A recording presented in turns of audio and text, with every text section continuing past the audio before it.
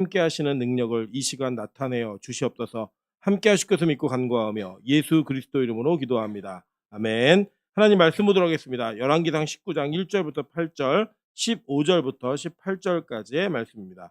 열왕기하 19장 죄송해요. 열왕기상입니다. 열왕기상 19장 1절부터 8절 그리고 15절부터 18절 말씀 저 여러분이 한 절씩 교독하고 마지막 절은 합독하도록 하겠습니다. 교독합니다.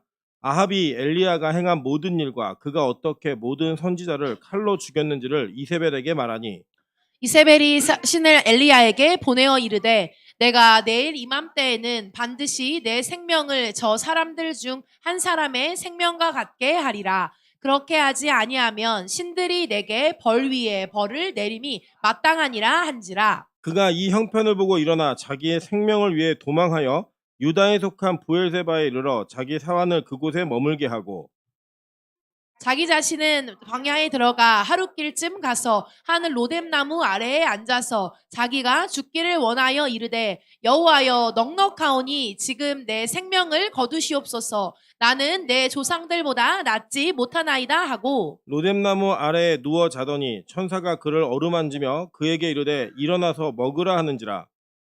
본즉 머리맡에 숯불에 구운 떡과 한 병 물이 있더라. 이에 먹고 마시고 다시 누웠더니 여호와의 천사가 또 다시 와서 어루만지며 이르되 일어나 먹으라 내 갈 길을 다 가지 못할까 하노라 하는지라. 이에 일어나 일어나 먹고 마시고 그 음식물의 힘을 의지하여 40주 40야를 가서 하나님의 산 호렙에 이르니라. 15절입니다. 여호와께서 그에게 이르시되 너는 내 네. 길을 돌이켜 광야를 통하여 다메섹에 가서 이르거든 하사엘에게 기름을 부어 아람 왕이 되게 하고 너는 또 님시의 아들 예후에게 기름을 부어 이스라엘의 왕이 되게 하고 또 아벨 무올라 사밧의 아들 엘리사에게 기름을 부어 너를 대신하여 선지자가 되게 하라. 하사엘의 칼을 피하는 자를 예후가 죽일 것이요 예후의 칼을 피하는 자를 엘리사가 죽이리라. 그러나 내가 이스라엘 가운데 7천 명을 남기리니 다 바알에게 무릎을 꿇지 아니하고 다 바알에게 입맞추지 아니한 자니라. 아멘. 우리 주변에 있는 분들에게 이렇게 한번 인사드리도록 하겠습니다. 당신이 내 옆에 앉으니까 괜히 설렙니다. 네, 우리가 항상 설레는 마음으로 예배 가운데 만남을 이루어갔으면 좋겠습니다. 우리 기독교인들은 그리스도 안에서 귀한 만남을 갖는 존재들입니다. 그래서 이 예배 가운데 오늘 옆자리에 앉은 분은 얼마나 귀한 분인지 하나님이 함께 하신 분이에요. 그래서 이분을 만날 때 그 만남 속에 이 설렘이 있는 역사 있기를 주님의 이름으로 축원합니다. 네, 오늘은 열왕기상 19장 1절부터 8절, 15절부터 18절까지의 말씀을 가지고 협상의 달인이라는 제목으로 하나님 말씀 증거하도록 하겠습니다. 여러분 이 땅을 살아가면서 이게 누군가와 어떤 문제가 사건이 있을 때 우리 모두가 생각이나 결정이 동일하지 않습니다. 그죠? 그래서 뭐 예를 들면 어떤 음식을 가지고도 누군가는 맛있다, 맛없다라고 평가하기도 하고요. 또 먹는 양도 다 다르기도 합니다. 어떻게 저렇게 많이 먹지라고 하는 사람도 있는 반면에 어떻게 적어 먹고 살지라고 하는 조금 먹는 사람들도 분명히 있어요. 뭐 그런 문제들은 개인의 취향이나 선택에 맞추어서 해결할 수 있는 겁니다. 그런데 만약에 누군가가 같이 이제 식당을 간다든지 뭐 이런 이슈가 있어서 어떤 먹는 것을 선택해야 될 때에는 그 선택 속에 무언가를 먹고 싶은 사람과 무언가를 먹지 못하는 사람이 같이 만나게 되면 그 안에서 협상이 필요합니다. 그죠? 그래서 대부분은 여성들은 이제 보통 데이트를 할 때 "뭐 먹고 싶어?" 그러면 "아무거나."라는 이야기를 입에 달고 이렇게 합니다 그냥. 그 아무거나를 그대로 문자 그대로 알아듣는 형제들은 바보예요. 그죠? 예. 아무거나 그래서 "그럼 치킨 먹을래?" 그러면 치킨 말고 이렇게 얘기 나와요. 그러면 "햄버거 먹을래?" 그럼 햄버거 말고 그럼 뭐 얘기를 하면요. 계속 그거 말고, 그거 말고 이렇게 얘기를 해요. 여자들의 아무거나라고 하는 그 발언은 뭘 내포하고 있는 거죠? 그 풀었으면 뭐냐면 "나는 지금 특별하게 먹고 싶은 건 없어. 그런데 네가 말하는 그 말이 내가 입맛을 확 돋구게 만드는 그 아이템을 하나 얘기해 줬으면 좋겠어." 이게 아무거나예요. 예. 얘기했을 때 확 땡기는 거. 그걸 얘기해야 되는 거. 그게 아무거나인데 형제들은 진짜 아무거나를 얘기하다 보니까 이 아무거나를 얘기하지 않는 아무거나 얘기하다 보니까 다 안 된다는 거예요. 열이 받는 거죠. 그래서 남자고 여자고 언어가 달라 갖고 싸우는 겁니다. 예 그래서 여러분 그게 뭐냐면 이 협상을 잘할 수 있으면요. 우리는 어떤 문제가 생겼을 때 그 문제를 해결하기 위한 방법으로서 대화와 협상을 통해 어떤 결정을 내리는데 양자가 서로 양보하고 만족할 수 있는 경계선을 설정하는 거예요. 그래서 이 협상을 잘하는 사람들은 그 사람들이 가는 곳마다 문제가 잘 일어나지가 않습니다. 어떤 문제의 그 대치점에 있을 때 이 문제를 어떻게 해결해야 될 것인가, 어떤 답을 선택해야 될 것인가를 지혜롭게 잘 선택하여서 양자가 때로는 다자가 만족할 수 있는 답을 잘 내놓는 사람을 우리는 협상의 달인이라고 이야기를 합니다. 이 협상의 능력은 굉장히 중요합니다. 그래서 이 자기계발 이런 도서 같은 걸 읽어보시면 협상하는 방법에 대한 책들이 수없이 많이 시중에 깔려 있고요. 그것을 뭐 다르게 표현하면 설득이라든지 여러 가지 언어로서 우리 인간관계에서 협상을 잘하는 것은 얼마나 귀한 은사인가를 확인할 수 있게 만들어주는 게, 여러분 서점에 가시면 당연히 이게 뭐 확인이 됩니다. 왜냐? 사람들이 추구하고 원하는 것들이 분명히 있는 거거든요. 그 원하는 것들의 그 트렌드, 니즈를 맞춰주고 있는 그 내용들을 들여다보시면 아, 협상이라고 하는 기술이 참 중요하구나 하는 걸 보게 됩니다. 오늘도 이제 제가 예화 때 얘기하려고 했었는데 우리 박민석 선생님이 먼저 얘기해 버리시더라고요. 요새 그 열풍인 드라마가 하나 있죠. 고려 거란 전쟁. 혹시 보셨나요? 보는 중인 분도 계시고 봐야 될 분도 계시고 역사에 전혀 관심 없는 분도 계시겠지만, 여러분 우리나라 전체 역사 속에서 이 협상의 달인이라고 불리지는 한 인물이 있는데 그게 이 고려시대의 서희라는 문관입니다. 이 사람이 그 세치헤어로 강동 6주를 그냥 얻어냈어요. 그러니까 이 요나라 거란에서 그냥 너네들 다 없애버릴 거야 그리고 이제 겁주려고 내려왔는데, 겁주려 내려와 가지고 전쟁을 하기도 전에 찾아가서 말로 전쟁을 하지 않고 강동 6주를 찾아왔어요. 그냥 그게 협상의 달인이에요. 이 사람이 말로다가 그걸 이게 얻어낸. 여러분 역사 속에도 이런 걸 보면 이 협상이라는 건 굉장히 중요한 가치가 있고, 때로는 전쟁을 하지 않고 무력을 쓰지 않은 채 말로 협상을 잘 해내면 우리가 기대하는 것 이상도 얻어낼 수 있는 게 바로 협상이라고 하는 기술입니다. 오늘 저는 이 본문을 통해서 하나님께서 사용하시는 하나님의 사람들이 있고 그 사람들이 항상 성령 충만하지 않다라는 사실은 성경의 인물을 통해서도 확인할 수 있지만 우리 자신의 삶을 통해서도 확인할 수 있어요. 그죠? 여러분 365일 충만하신 분, 거짓 선지자입니다. 그렇게 얘기하면 우리는 항상 충만할 수가 없는 이 우리의 신앙의 사이클을 다 가지고 있어요. 예배가 기쁘고 즐거울 때도 있지만 예배라는 단어만 들어도 막 몸소리가 쳐지는 때도 있죠. 그죠? 아, 예배 정말 가기 싫다. 예배 정말 오늘은 쉬고 싶다. 이런 마음에 든 적이 한 번도 없으신 분, 거짓 선지자입니다. 그런 마음이 우리가 불쑥불쑥 올라온다 안 올라온다. 오늘도 올라왔다 안 올라왔다. 올라왔다. 그죠? 이거 내가 와야 되나? 이거 아침부터 여기 있어야 되나? 여러 가지 막 일들에 우리 굉장히 큰 갈등들이 있으셨을 거예요. 근데 중요한 건 뭐냐면 성경이 사람이 모두가 다 그런 인생을 산다라고 선언했습니다. 여러분 그 예수님 시대의 성경을 보시면 변화산에서 예수님께서 만난 사람들이 있어요. 천국에 갔던 누구죠? 엘리야. 또 누구예요? 모세. 그리고 예수님. 이 세 사람이 그 산 꼭대기에서 회의를 벌이죠. 이 회의를 벌일 때 예수님은 복음의 대표로서 그 회의에 나가셨고, 그리고 모세는 뭐의 대표로 나온 거예요?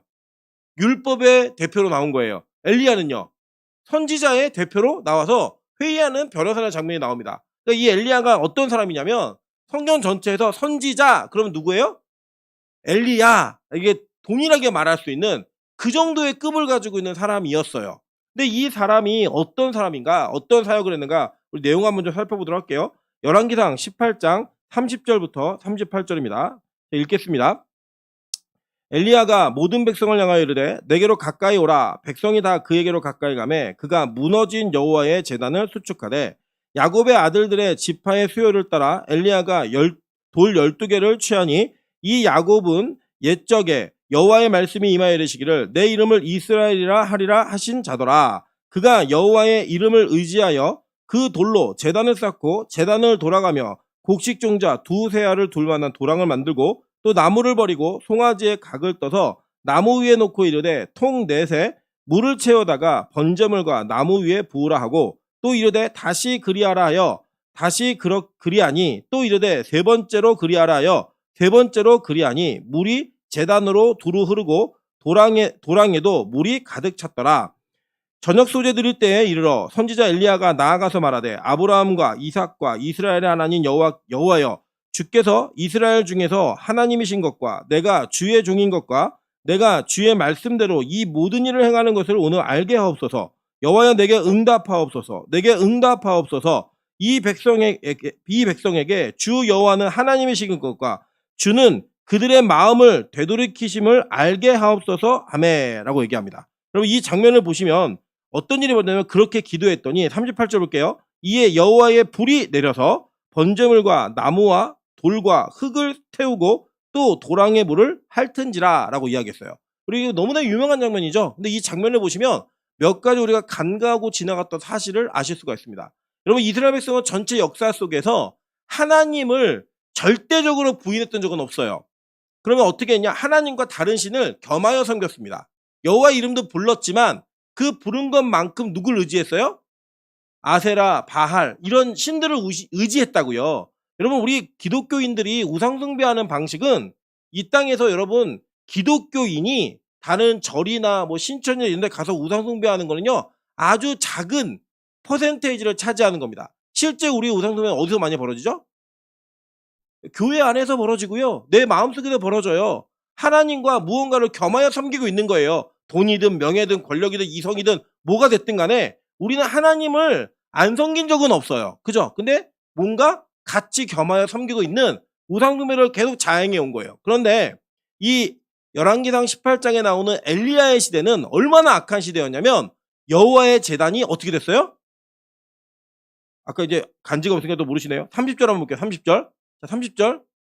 네, 자, 읽겠습니다. 시작. 내게로 가까이 오라. 백성이 다 그에게 가까이 가매 그가 무너진 여호와의 제단을 수축하되. 자, 제단이 어떻게 됐다고요? 무너졌어요. 그러니까 제단이 무너졌다고 하는 건 제단에서 예배가 이루어지는 거예요, 안 이루어지는 거예요? 안 이루어지는 거예요. 그 정도로 악한 시대였습니다. 그러니까 실제 역사를 보면 이 열왕기 상하 전체를 통틀어서 아합 시대는 되게 짧아요. 전체 역사로는 실제로 10분의 1밖에 되지 않아요. 근데 분량으로 3분의 1 정도를 차지해요. 성경 분량으로는. 왜 이렇게 자세하게 다루냐면 열왕기 상하 시대가 얼마나 타락한 시대이고 그 타락한 시대의 최고 정점이 누구다? 아합인 거예요. 그 아합 시대에 이 백성들은 하나님께 예배드리는 법 자체를 잃어버렸던 사람들입니다. 그래갖고 여러분 아시는 것처럼 갈멜산에서 이 엘리야가 바알과 아세라 선지자 다 오라 그래갖고 몇 대 몇으로 싸워요? 850대 1. 예, 850대 1로 영적 전투를 벌리죠? 벌리는데 여러분 되게 웃긴 게 뭐냐면 이 내기의 내용이 뭐였어요? 전쟁의 내용. 하늘로부터 불을 내리는 거예요, 불을. 그런데 여러분 아합은 하늘로부터 불을 내리는데 전문인 신입니다. 예, 번개신이에요, 번개신. 여러분 우리 일상생활에서 하늘로부터 불이 내리는 일은 뭐 때문에 일어나요? 번개. 이거 어려운 질문 드려요, 제가? 예. 우리 일상생활에 하늘로부터 불이 내리는 건 뭐 때문에 일어나요? 번개죠, 그죠? 근데 이 아합이 번개신이에요, 번개신.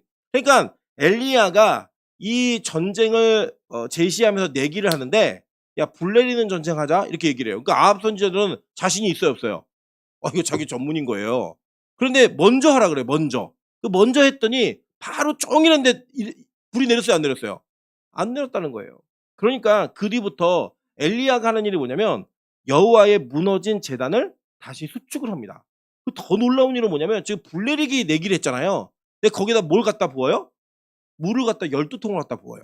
여러분 불 내리기 전쟁하면은 물을 부어야 돼요? 기름을 부어야 돼요? 기름을 부어야 되죠. 근데 거기다 뭘 부었어요? 물을 갖다 부었단 말이에요. 그러니까 지금 이 영적 전투는 하나님께서 하셨다라는 것을 확실하게 나타내기 위한 배경과 환경을 만드는 거예요. 여러분 빛과 소금 교회가 부흥하면 왜 부흥하는 거죠? 하나님의 은혜 때문에. 여러분 만약에 제가 생긴 게 장동건이나 정우성처럼 생겼으면 우리 교회 누구 때문에 부흥하는 거예요? 아니 저기 박명호 선생 굉장히 비웃으신 거죠? 제 얼굴 제가 이제 정우성과 막 얘기하니까 만약에 목사가 엄청 잘생겼으면 목사 구경하려고 올까 안 올까요? 와요. 여러분 제가 어떤 경험이 있냐면 여러분 제가 몇 번 드린 적이 있는데 제 중고등학교 친구가 이나영이에요. 탤런트 이나영. 근데 그 친구가 중고등학교에서도 굉장히 유명했어요. 예쁜 걸로. 그래갖고 저희 교회에 수없이 많은 중학생들이 왔어요. 저 고등학교 때 예쁜 누나 보겠다고 와가지고 예배는 안 드리고 그 누나 보려고 온 애들이 있었어요. 그러니까 여러분 예를 들어서 저는 우리 교회에 김연아 자매가 등록한다 그러면 좀 받을 거예요. 무슨 말인지 모르세요? 김연아는 안 돼요, 이제? 아, 유부녀니까. 누굴, 아이유 받아야 되나? 예? 장원영. 예. 장원영 같은 애들 모르시죠, 권사님들? 걔는 오면 그냥 청년 부흥은 그냥 떼는 거예요. 여기 밖에 줄 섭니다, 애들. 예. 그냥 우리 전도 안 해도 돼요. 그냥 막 그냥 들어와요. 그럼 만약에 그런 일이 있다면 하나님의 부흥이라고 얘기할 수 있을까요?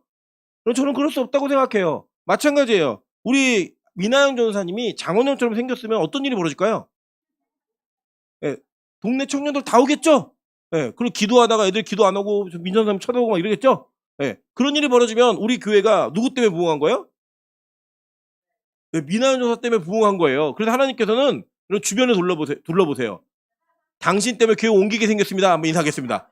여러분, 우리는 그런 사람들만 모여 있어요. 근데 왜 이게 가능한 일이냐면, 왜 이게 중요하냐면, 이런 교회가 부흥하면 어떤 일인 거예요? 하나님께서 하신 일인 거예요, 하나님께서. 그리고 이 재단에 갖다 막 물을 분 거예요. 그런데 어떤 일이 벌어졌어요? 불이 하늘로부터 내려왔어요.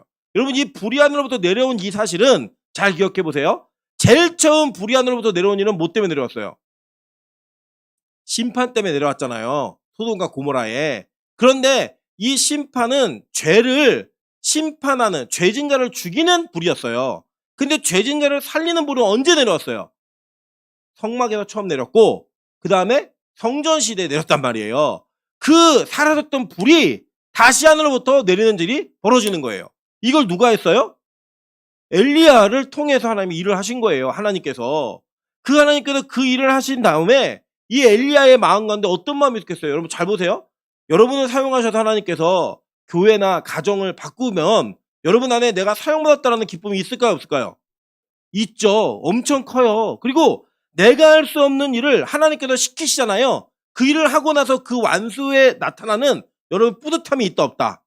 있어요. 여러분 심지어는요. 일이 벌어지자마자 엘리야가 뭘 했냐면 이 산에 올라가서 기도를 합니다. 하나님 3년 6개월 동안 비가 오지 않았는데 비가 오게 해주세요. 우리 계속 기도를 해요. 자기 사원에게 야 하늘 봐봐 무슨 변화가 있니? 물어보니까 계속 왔다 갔다 하다가 저기요 손바닥만한 구름이 보이는데요? 이 얘기하니까 내려가자. 이제 큰 비가 올 거야. 라고 얘기하면서 왕에게도 얘기합니다. 기도했더니 비가 내려요.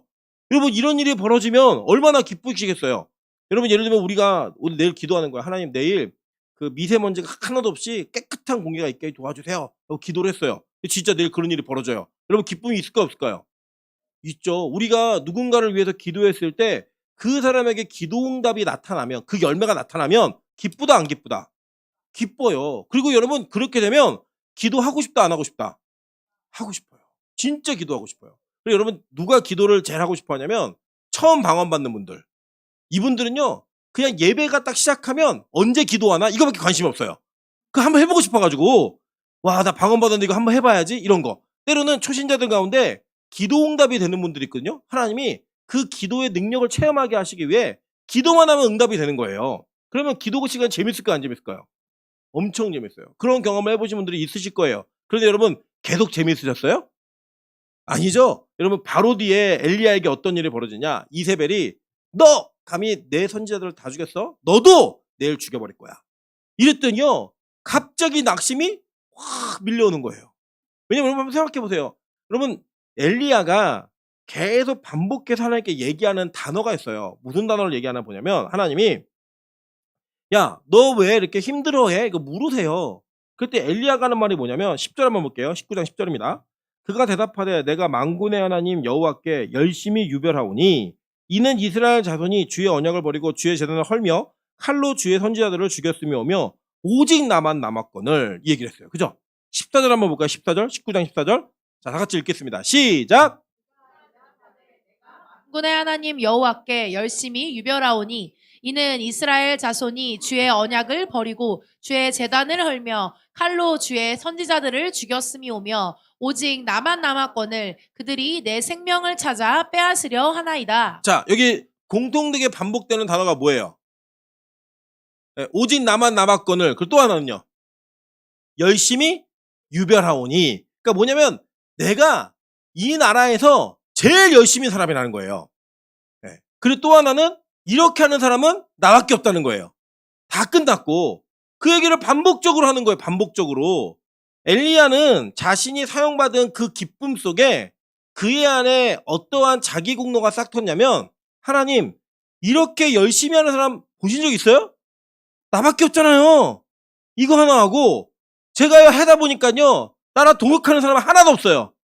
저랑 동역하는 사람 하나도 없고 하나님의 일을 하나님이 무너졌던 재단을 다시 쌓은 것도 나 혼자 있고 나 같은 열심히 있는 사람이 없네요. 이 얘기를 한 거예요. 여러분 그게 뭐냐? 이게 번아웃되고 낙심하는 사람들의 특징이에요. 그 특징이 뭐냐면 교만. 자기밖에 없다라는 그 교만이 그의 인생의 신앙의 가장 큰 기반을 무너뜨립니다. 그러면 잘 보세요. 우리가요. 아무것도 없이 사용받은 사람이 처음에는 하나님의 은혜라고 얘기를 하는데 그 은혜가 계속적으로 나를 통해서만 막 나타나는 일이 벌어지면 기분도 좋긴 하지만 어느 순간에는 왜 나만 이래야 되지? 왜 나만 이걸 하고 있지? 라고 하는 자기 중심의 공로가 이렇게 자기를 둘러싸기 시작해요. 이거는 여지없어요. 누구나 다 그래요. 그리고 심지어 누가 그랬어요? 엘리야도 그랬다고. 엘리야도. 여러분 제가 특세가 끝난 이후에 굉장히 몸이 지치고 마음이 지치는 거예요. 그래서 돌아보니까 왜 이렇게 지치지라는 생각하다 보니까 무슨 생각이 있냐면 아니 이렇게 이 시대에 열심히 하는 목사가 어디 있어? 이게 제 마음에 있는 거예요.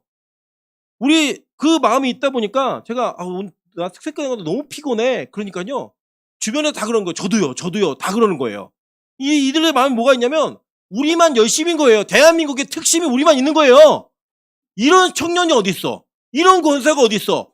이런 장로가 어디 있어? 이런 목사가 어디 있어? 이런 마음이 우리 안에 있는 거예요. 하나님, 이런 사람들이 어디 있어요? 진짜 우리 이게 뭐 쇠 빠지게 달렸잖아요. 한 달 내내. 이런 열심으로 하는 교회가 어디 있고 성도가 어디 있습니까? 이런 얘기 막 해요. 뭐 주변에서 목사님들 목회하는 얘기 들어보면 되게 편하게 하세요. 막 수요 예배도 없애고 금요철에도 막 한 달에 한 번 하고. 뭐 그런 얘기 들으면 막 어떤 막 뿌듯함이 있냐면 야, 우리 교회는 좋은 교회야. 예배를 드려. 이러면서도 제 안에 무슨 마음이 있냐면 그래, 나밖에 없지. 나 아니면 누가 하겠어. 이런 마음이 우리 안에 싹 들어오기 시작하는 거예요. 그럼 그때부터 뭐가 오느냐?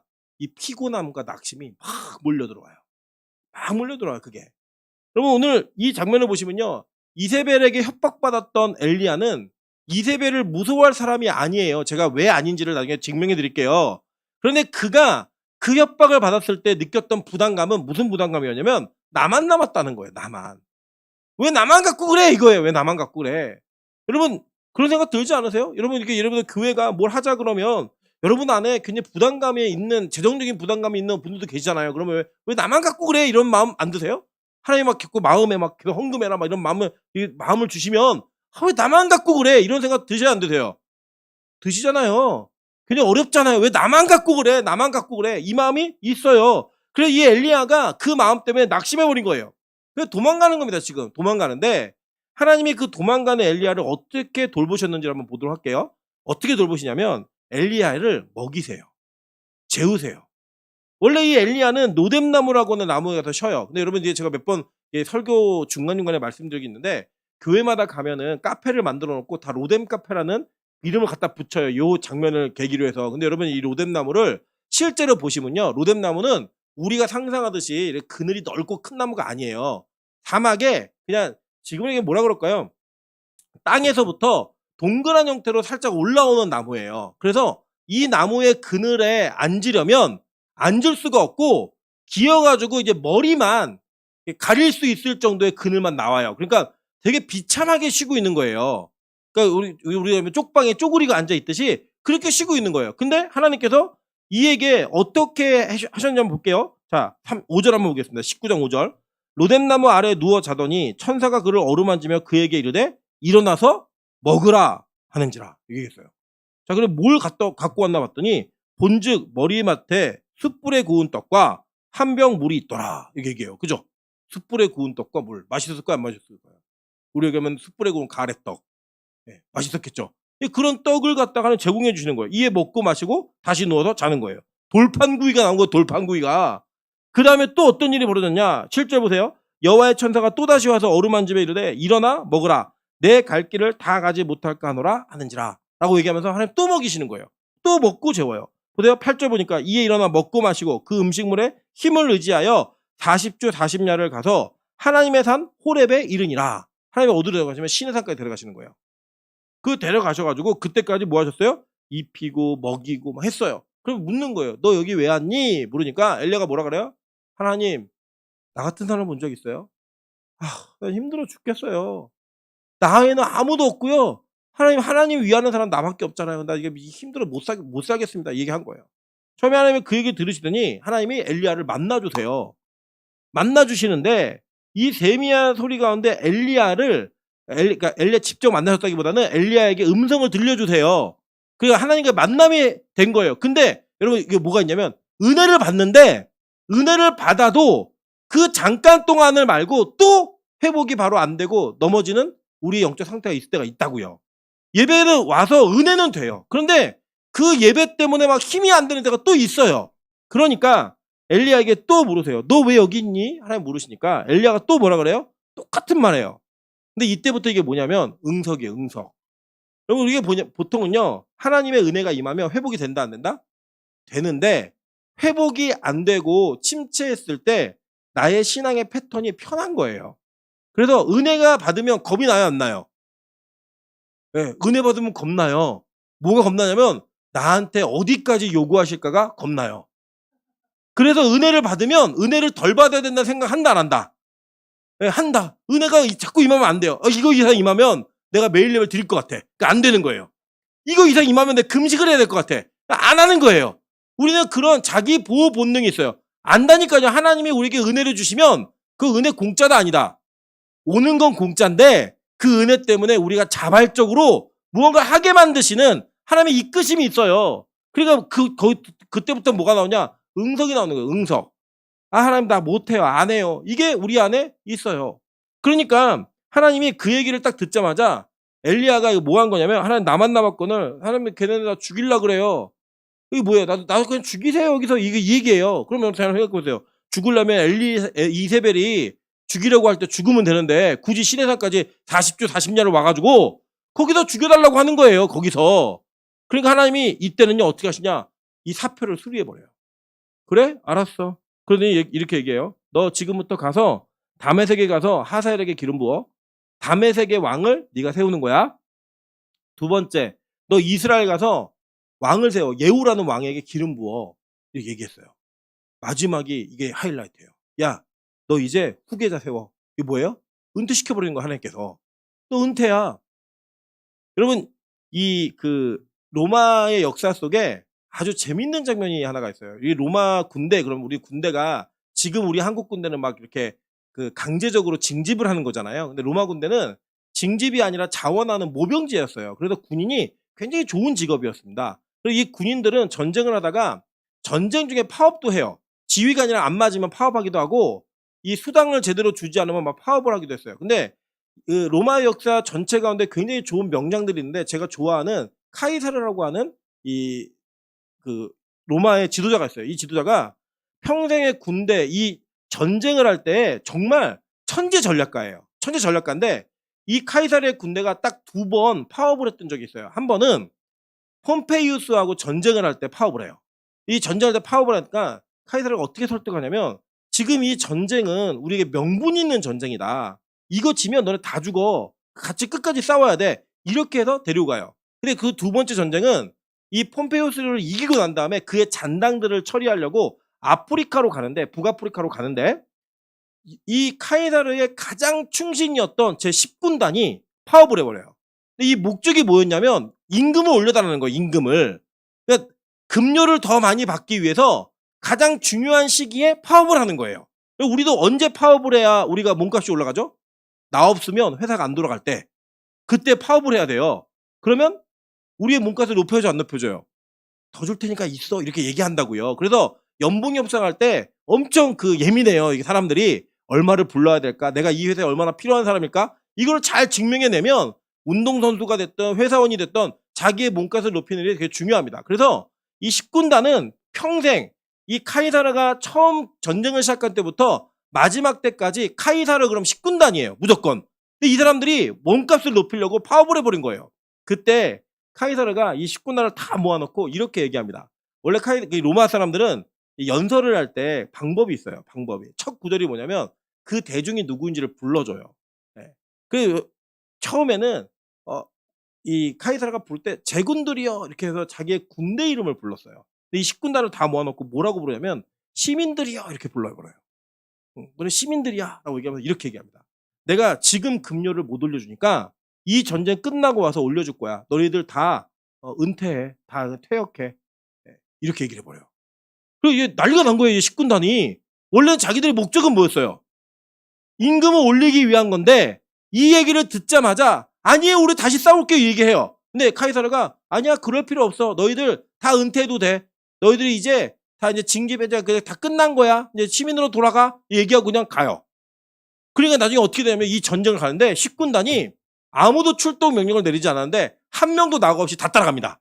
그래서 제발 전쟁 좀 하게 해달라고. 그래서 첫 번째 전쟁에 전쟁 안 시켜요. 그 두 번째 전쟁에 가장 앞세우니까요. 그냥 급료도 안 올려줬는데 목숨 걸고 써요. 목숨 걸고. 여러분 이 카이사르를 보면서 사람들이 뭐라고 하냐면 이 사람 협상의 달인이다라고 얘기를 해요. 근데 오늘 하나님이 그 일을 똑같이 하시는 거예요. 원래 이게 하나님이 먼저 하신 일이에요. 하나님이요 여기서 뭘 해버리냐면 엘리야를 은퇴시켜버려요. 야 너 해고야. 너 다음에 엘리사 했으니까 엘리사 세울 거야 라고 얘기를 하셨어요. 그러고 난 다음에 하나님이 이 엘리야를 열애시킨 이후에 어떻게 일하시나 한번 보도록 할게요. 열왕기상 20장 13절입니다. 20장 13절. 자, 다 같이 읽겠습니다. 시작. 한 선지자가 이스라엘의 아합 왕에게 나아가서 이르되 여호와의 말씀이 내가 이 큰 무리를 보느냐 내가 오늘 그들을 내 손에 넘기리니 너는 내가 여호와인 줄을 알리라 하셨나이다. 자, 베나닷이라고 하는 임금이 자기의 군대를 이끌고 쳐들어왔어요. 쳐들어오니까 나라가 이게 존폐 위기에 있는 거예요. 그러니까 고려 거란 전쟁처럼 굉장히 큰 나라가 쳐들어온 거예요. 그러니까 이 아람 왕이 쳐들어왔던 그 상황 속에서 원래는 이 난국을 해치려면 활약해야 되는 선지자는 누구예요? 엘리야라고요. 엘리야. 그런데 하나님의 말씀이 엘리야에게 임하지 않고 누구에게 임했냐면 한 선지자에게 임해버린 거예요. 그리고 이 한 선지자가 아합한테 가가지고 야 내가 오늘 하나님이 이 전쟁을 이기게 하시고 그들을 네 손에 붙일 거야. 이거를 엘리야가 아니라 누가 얘기했어요? 이름도 없는 무명의 한 선지자가 그 얘기를 하는 거예요. 그 선지자가 어떻게 성경에 기록되나 볼게요. 자 22절 볼게요. 22절. 자 보겠습니다. 22절. 시작. 그 선지자가 이스라엘 왕에게 나와 이르되 자 이거 끝이에요. 그냥 그 뒤에는 내용은 이게 뭐냐면 그 선지자가 나와서 그 일을 또 하는 거예요. 마지막 한번 더 볼게요. 28절 보겠습니다. 28절. 시작. 그때 하나님의 사람이 이스라엘 왕에게 나아 말하여 이르되 여호와의 그때 말씀에 뭐라고요? 하나님의 사람이 그러니까 이름이 없는 무명의 선지자가 엘리야를 대신해서 원래는 엘리야가 하는 것이 마땅한 일인데 엘리야에게 이 일이 계속 엘리야가 아닌 엘리야를 열애시켜 놓고 선지자에게 무명의 선지자에게 일이 계속 일어나는 거예요.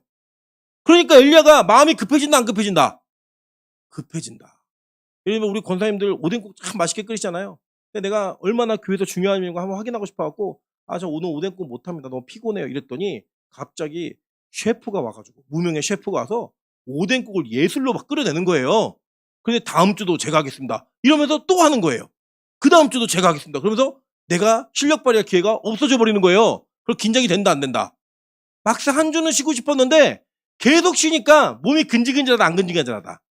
근질근질하는 이런 일이 벌어지는 거예요. 하나님이요. 엘리야가 나 은퇴하고 싶어요. 하나님 나 죽여주세요. 라고 얘기했더니 뭐라고요? 그래 너 은퇴해. 너 뒤에 엘리사 있고 네가 하지 않아도 무명이 있어. 라고 얘기해 주는 거예요. 그리고 여러분 이 전쟁을 이기는데 어떻게 이기나 한번 볼게요. 자 다시 좀 돌아올게요. 열왕기상 20장 35절입니다. 35절은 죄송해요. 열왕기상 20장 14절이에요. 14절 15절 보겠습니다. 14절 15절. 자 시작. 아합이 이르되 누구를 통하여 그렇게 하시리까 대답하되 여호와의 말씀이 각 지방 고관의 청년들로 하리라 하셨나이다. 아합이 이르되 누가 싸움을 시작하리까 대답하되 왕이니이다. 아합이 이에 각 지방 고관의 청년들을 계수하니 232명이요 그 외의 모든 백성 곧 이스라엘의 모든 자손을 계수하니 7,000명이더라. 몇 명이요? 7,000명이죠. 이 엘리야가 하나님 나밖에 없어요 라고 얘기하니까 하나님 뭐라고 얘기하셨어요? 야, 웃기지 마. 아직 바알에게 무릎 꿇지 않은 몇 명이 있다? 7,000명이 있어 얘기하셨어요. 그리고 진짜 그 7,000명을 통해 이 전쟁을 이기시는 거예요. 그 엘리야는 자기가 들었던 말을 그대로 다 본 거예요. 야 너만 남은 거 아니야. 7,000명 있어. 네 뒤에 엘리사도 있고 엘리사 아니어도 무명의 선지자가 얼마나 많은 줄 알아? 그리고 심지어는요, 나중에 보시면 35절 보세요. 20절 35절. 선지자 중 무리 중에 한 사람이 또 다른 사람을 하나 또 세워요. 엘리야가 마음이 급해진다 안 급해진다? 엄청 급해지는 거예요. 나 반주 힘들어서 못하겠어요. 우리 명숙사가 그만뒀더니 갑자기 스티비 원더비가 오는 거예요. 우리 교회. 너 없어도 또 할 수 있어. 또 오고요. 그 다음 주에 또 오는 거예요. 막 반주에 달인이 또 오는 거예요. 여러분, 그러면 급해질까 안 급해질까 마음이? 엄청 급해져요. 엄청. 그래가지고 하나님이요. 그 다음에 뭘 시키느냐? 21장 12절 볼게요. 12절. 자, 보겠습니다. 21장 12절. 시작. 금식을 선포하고 나봇을 백성 가운데 17절. 죄송해요. 17절. 17절입니다. 자, 시작. 여호와의 말씀이 디셉 사람 엘리야에게 임하여 이르시되. 자, 오랜만에 엘리야에게 말씀이 임하는 거예요. 말씀이 임해갖고 하라는 일이 뭐냐면, 그 전에 어떤 사건이냐면 21장이 아합이 나봇의 포도원을 보고 가짜 증인들을 세웠고 그 포도원을 뺏어요. 그래, 누구의 계략이에요? 이세벨의 계략이에요. 원래 처음에 나봇의 포도원이 너무 마음에 들어갖고 나랑 바꾸자 그랬더니 나봇이 안 돼요. 하나님 기업은 바꾸는 거 아니에요. 이래요. 그러니까 집에 와서 막 알아요. 너무 갖고 싶어갖고 어떡하지 그 포도밥 막 이러니까 이세벨이 아이고 너 왕이야? 너 그것도 해결 못해? 내가 해결해줄게. 이 김건희 같은 인간이에요. 그래갖고 이거 어떻게 해결하냐면 이거를 가짜 증인들을 세워가지고 가짜 증인들로 하여금 요거를 쑥 뺏어버려요. 나보다 죽여버려요. 그러니까 이게 누구의 계략이냐면 이세벨의 계략이에요. 그리고 아합은 그대로 실천했어요. 그랬더니 이게 뺏겨졌어요. 진짜로. 그 뺏겨진 상황에서 하나님의 말씀이 엘리야에게 임하는 거예요. 임해가지고 엘리야에게 뭐라고 하냐면 야 너 가가지고 아합 죽는다고 얘기하고 이세벨 죽는다고 얘기해. 이거 말하라는 거예요. 여러분 얼마 전에 엘리야가 누구 무서워도 도망갔어요? 이세벨이 무서워도 도망갔잖아요. 근데 그 무서워도 도망간 엘리야에게 너 이제 이세벨 앞에 갖고 너 죽는다고 얘기를 하는 거예요. 여러분 우리가 관계가 좋아도 제가 예를 들어서 우리 권사님 댁에 신방을 가가지고 권사님 이 집안에 심판이 있을 겁니다. 권사님 이 2024년 저주의 해입니다. 이 얘기를 하라 하시면 그거 쉽게 할 수 있어요 없어요? 좋은 관계에서도 힘들어요 이게. 근데 원수지간인 관계에 가가지고 상대는 칼로 나를 죽일 수 있는 존재예요. 그런데 야 가서 너 죽는다고 얘기해. 가갖고 얘기하는 거예요. 너 죽어. 얘기하는 거예요. 근데 이거 왜 할 수 있었느냐? 이게 지금 엘리야가 해고당했거든요. 해고당했다고요. 해고당했는데 기회가 온 거예요. 오랜만에 하나님의 말씀이 온 거예요. 그래서 우리가요 이 예배 가운데 은혜 받은 이 은혜의 감격은 다른 걸로 대체가 안 돼요. 대체가 안 돼. 다른 걸로 남자친구를 사귀어도 대체가 안 되고 여자친구를 사귀어도 대체가 안 되고 돈을 많이 벌려도 대체가 안 되고 대체가 안 돼요.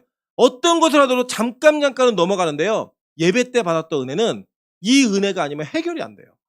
그런데 이 예배 은혜를 받다 보면은 자꾸 우리가 우리 삶에서 무언가 하나님께 다 뺏기는 것 같고 빠지는 것 같고 나만 손해보는 것 같은 우리 마음 가운데 그런 어려움이 있어요.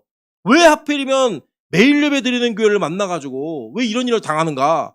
이런 마음이 있다 없다? 있잖아요. 예. 너무 많다. 우리 얘기하자면 너무 많대요. 예. 여기도 우리 그 필리핀에서 온 자매가 앉아 있는데요. 저 자매는 썬데이 크리스찬이에요. 뭐라고 하냐면 자기 썬데이 크리스찬이래요. 자기도 크리스찬이라는 거예요. 그게 썬데이가 크리스찬 얘기 아니라 썬데이도 크리스찬이냐 이래서 나온 얘기라고 제가 그거 알려줬거든요. 근데 이 자매가 수없이 많은 목회자들 가운데 이경수 선교사님 소개로 임철 목사를 만난 거예요. 한국에 들어와가지고. 예.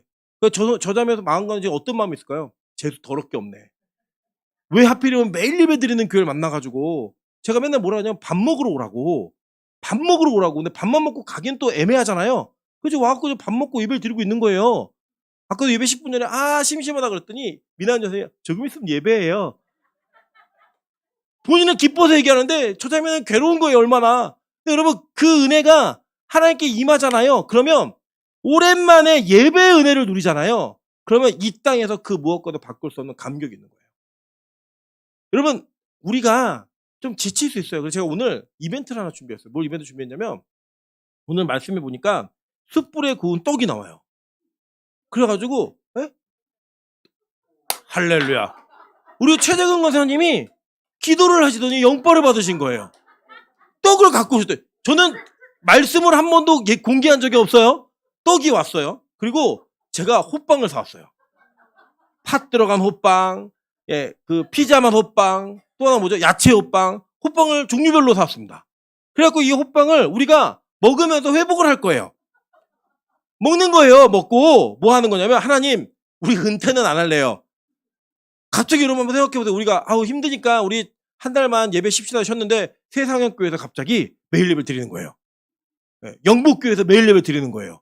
여러분 그러면 거기 또 사람들이 매일 예배자들 막 몰려드는 거예요. 그럼 우리가 어떤 마음이 들겠어요? 하나님 원래 이거 우리 거였는데 우리 사명이었는데 이 마음이 들지 않으시겠어요? 여러분 저는요 이 교회가 예배 드리는 예배를 하나님이 허락하셔서 드리고 있는 거예요. 우리가 원해서 드리는 게 아니에요. 진짜 여러분 매일 예배 다니고 있는 하늘문까지 열심히 쫓아다니고 있는 우리 청년 성도들 우리 권사님도 한번 살펴보세요. 우리 그랬던 사람이에요? 아니잖아요. 우리 박매영 권사님이 어제 새벽에 목요일 새벽에 고백하셨어요. 처음에 하늘문을 갔는데 큰일 났다. 우리 목사님 잘못 왔구나. 이단을 불러왔구나 우리가. 걱정이 막 되시더래요. 근데 말씀을 들으면서 다윗이 벗겨가 들어올 때 그렇게 바지가 벗겨지도록 춤을 췄다면 내가 예배를 드리면서 가만히 앉아서 아무것도 하지 못하는 내가 이상한 거 아닌가. 그 생각을 바꾸고 나니까 하늘문 예배가 너무 좋더래요. 그 예배가. 이제는 제일 열심히 사시잖아요. 제일 열심히. 그리고 그게 권사님의 첫 번째부터 이 예배는 내 예배 이러시지 않았다고요. 여러분 제가 지금에 하나 말씀드리지만 우리 청년들 데리고 6월에 부임해서 8월에 하늘문에 수련회 갔어요. 수련회 내용이 뭐냐면 예배 드리고 2시간 동안 이 친구들은 이 예배가 이상하다는 얘기를 계속 질문하고 저는 2시간 동안 그걸 설명을 해주고 또 예배를 드리고 이거를 2박을 했어요. 그래서 3일째 은혜를 받은 거예요. 3일째. 몇몇만. 예. 그래서 그때 민정관사가 저한테 뭐라고 했냐면 왜 원장님은 설교 시간에 너 그러는데 그 너가 누구냐고 도대체. 날 얘기하는 거냐고. 이런 막 항의하고 막 이랬거든요.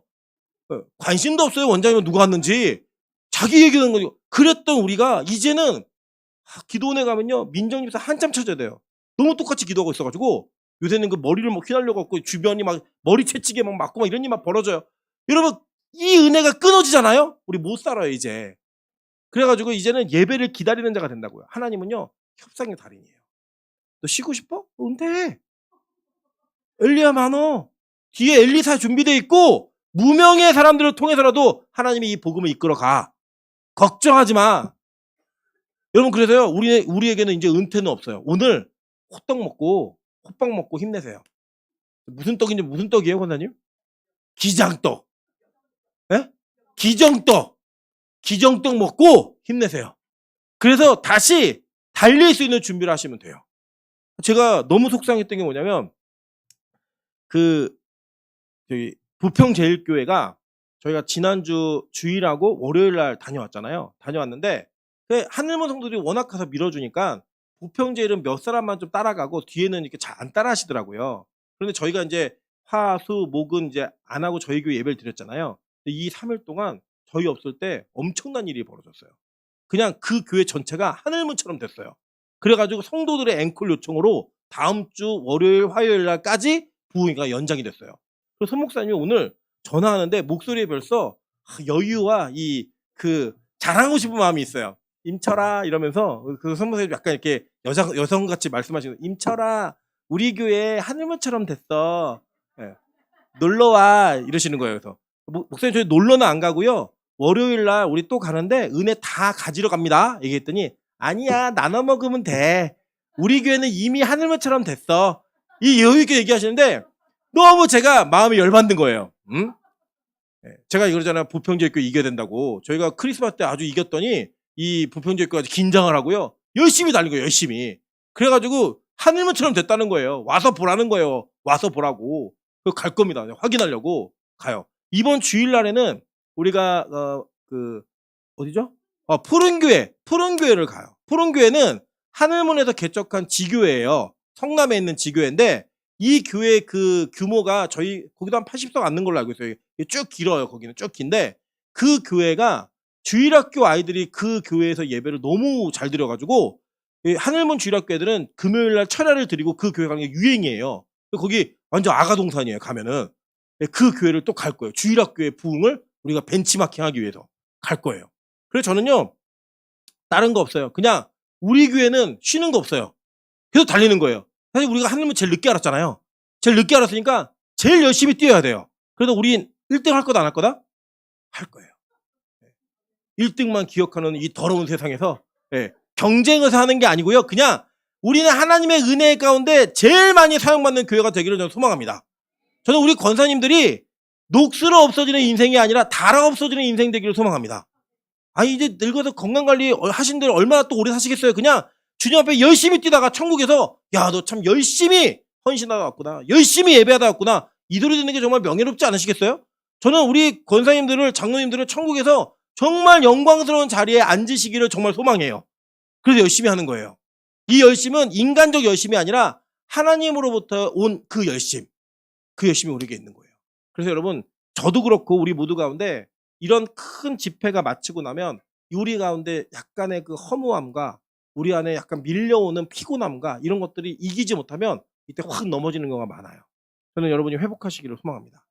오늘 떡 드시고 호빵 드시면서 야 회복하자. 다시 달리자. 하나님이 우리를 인도하시는 그 인도하신 가운데 절대 뒤처지지 말자라고 하는 마음으로 다시 달리는 그 걸음을 힘차게 내딛는 우리 빛과 소금 교회 여러분 되시기를 주님의 이름으로 축원합니다. 제가 찬양으로